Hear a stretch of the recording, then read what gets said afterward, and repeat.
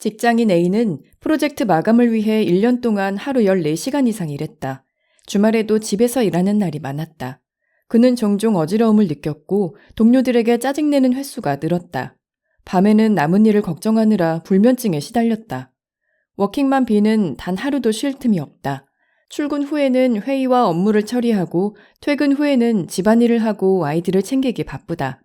업무 중에 집중력이 떨어지고 실수를 해서 상사에게 지적받는 일도 많아졌다. B는 경미한 우울증과 무기력에 시달리고 있다. 이들에게만 해당하는 이야기가 아니다. 한국의 직장인 3명 중 2명은 번아웃 증후군을 겪으며 그 중에는 20대와 30대가 가장 많은 것으로 나타났다. 나는 뉴욕타임스 베스트셀러 작가이자 컨설턴트로 예일대에서 삶의 균형을 찾는 법을 가르치고 있다. 오래전에 나도 하루 24시간이 부족할 만큼 바빴다. 일을 하며 예일대학원에서 공부할 때는 새벽에 자고 아침 7시에 일어나 강의를 들었다. 매일 발표 준비를 하고 사람들을 만나러 다녔다. 그러던 어느 날 침대에서 일어날 수가 없었다. 뭔가 단단히 잘못된 것 같았다. 진찰 결과 면역 결핍 질환이라는 진단을 받았다. 식단을 바꾸고 운동도 해봤지만 차도가 없었다. 그 무렵 친구가 나를 집으로 초대했다. 지인들과 안식일 만찬을 할 예정이라고 했다. 친구네 도착하자 모두가 나를 따뜻하게 맞아주었다.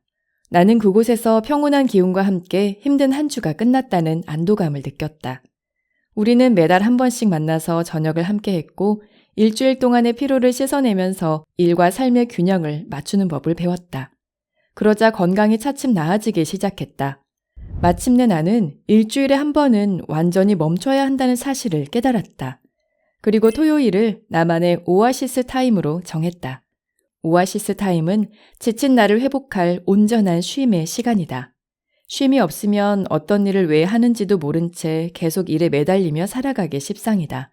쉬면서 목표를 향한 방향 감각을 되찾고 번아웃의 악순환을 끊어야 한다. 나만의 오아시스 타임을 만드는 방법은 무엇일까? 1. 시작과 끝을 정하라. 오아시스 타임을 확보하려면 시작하고 끝내는 시간을 분명하게 정해야 한다. 예를 들면 금요일 저녁 6시부터 토요일 저녁 6시까지 쉬기로 하는 것이다. 시작과 끝을 분명히 하면 그 시간 동안 완료해야 할 목표가 분명해진다. 시간 낭비를 줄이고 집중력을 극대화하게 된다. 문제는 오아시스 타임을 시작할 때다. 오아시스 타임을 시작하기 전에 해야 할 일이 너무 많이 남아있으면 오아시스 타임을 건너뛰고 일을 계속하려고 들 수 있다. 이때 시작을 알리는 작은 의식을 정해두면 도움이 된다.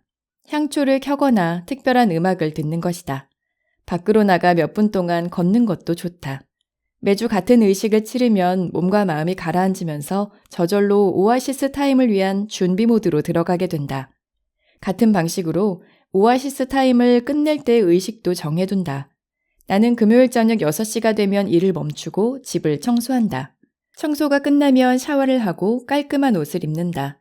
식사 준비가 끝나면 가족의 식탁에 모여 오아시스 타임을 즐긴다.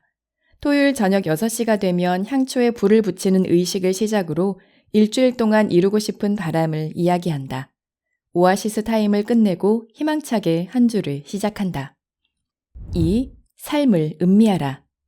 오아시스 타임에서는 속도를 늦추고 시간과 공간을 음미해야 한다. 이때 디지털 기기를 손에서 내려놓는 것이 좋다. 디지털 기기는 우리를 계속 달리게 만든다. 언제든 일에 접근할 수 있게 하고 문자나 이메일, 메신저로 끝없이 소통하게 한다. 더 심각한 문제는 진정한 소통을 단절시킨다는 것이다. 우리는 메신저로 멀리 있는 사람과 수다를 떨면서 정작 바로 옆에 있는 사람에게는 기다리라고 말한다. 내 친구 마샤는 매주 금요일에 친구들을 불러서 같이 저녁을 먹는다. 이 자리에서는 휴대전화를 사용할 수 없다. 어른들과 아이들은 휴대전화와 태블릿을 현관에 있는 바구니에 넣어야 한다. 이어폰으로 음악도 들을 수 없다. 이 모임 후 사람들은 지난 몇 년 동안 사람들과 나눈 대화보다 더 많은 대화를 나눌 수 있었다고 했다. 디지털 기기를 내려놓으면 느긋해지고 상대의 이야기를 잘 듣고 질문을 하게 된다.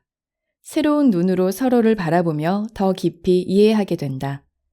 삶의 속도를 늦추는 또 다른 방법은 육체적 감각에 주의를 집중하는 것이다. 나는 아침에 일어나 집 밖을 아주 천천히 걷는다. 평소에는 그냥 지나치던 수풀의 색을 천천히 관찰하고 벤치에 앉아 햇빛을 쬐면서 부드러운 바람을 느낀다.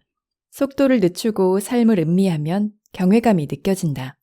스탠퍼드 대학교 연구에 따르면 경외감은 그 순간에 집중하게 만들어 시간이 느리게 흘러가는 것처럼 느끼게 한다고 한다.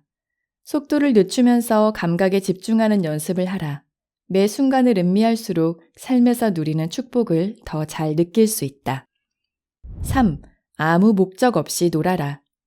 어떻게 하면 일주일에 하루만이라도 성과에 대한 집착을 내려놓을 수 있을까? 바로 목적 없이 놀아야 한다. 미국 국립놀이연구소의 브라운 박사에 따르면 놀이는 우리의 행복에 크게 기여한다. 놀이 연구에 평생을 바친 브라운 박사는 이렇게 말한다. 놀이는 인간성, 개인성의 가장 순수한 표현이다. 우리는 놀 때 가장 살아있는 느낌이 든다. 놀이를 하면 긴장이 풀어지고 아무 목적 없이 재미만 추구하게 된다. 무아지경에 빠지면서 몰입 상태에 이르게 된다. 건축가인 브리짓은 토요일 아침이 되면 일어나자마자 앞치마를 하고 그림 그리는 공간으로 간다. 그리고 몇 시간이고 그림을 그린다. 그림을 그리다 보면 완전히 몰입하는 시간이 와요. 그림을 그리고 나면 무언가를 창조했다는 만족감이 들면서 나 자신으로 돌아온 듯한 느낌을 받아요. 진정으로 좋아하는 일을 하면 현재에 몰입하게 되고 자신의 영혼과 연결되는 듯한 느낌을 받는다. 이런 경험은 삶을 살만한 것으로 만든다. 일주일에 단 하루라도 스스로에게 진정한 쉼을 선물해보자. 일에 잠식되지 않아야 앞으로 나아갈 수 있다. 인생의 오아시스를 만나는 예일대 명강의 쉼과 나아감에 대하여. 이 콘텐츠가 도움이 되었다면 구독과 좋아요를 눌러주세요.